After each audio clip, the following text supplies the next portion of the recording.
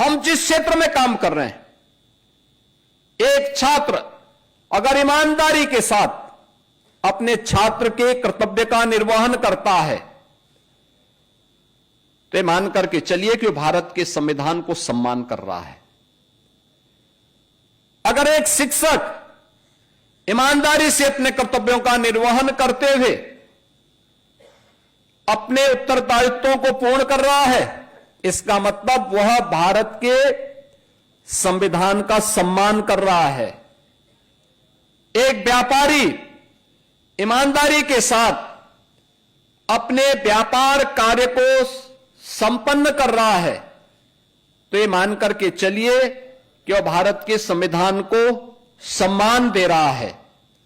अगर एक शासकीय सेवा में कार्य करने वाला कोई कार्मिक ईमानदारी के साथ अपने उत्तरदायित्वों का निर्वहन कर रहा है तो यह मान करके चलिए कि अपने नागरिक कर्तव्यों का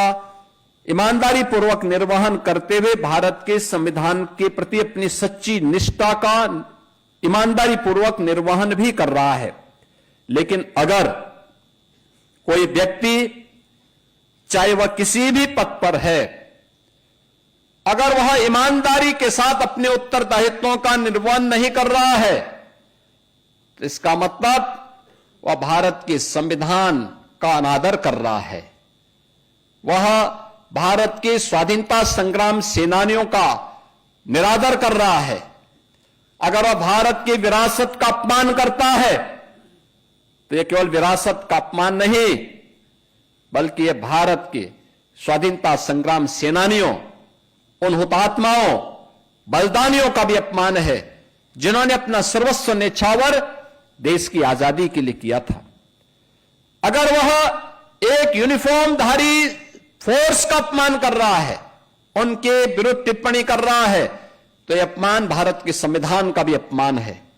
यह भारत के स्वाधीनता संग्राम सेनानियों का भी अपमान है, यह भारत की व्यवस्था का भी अपमान है।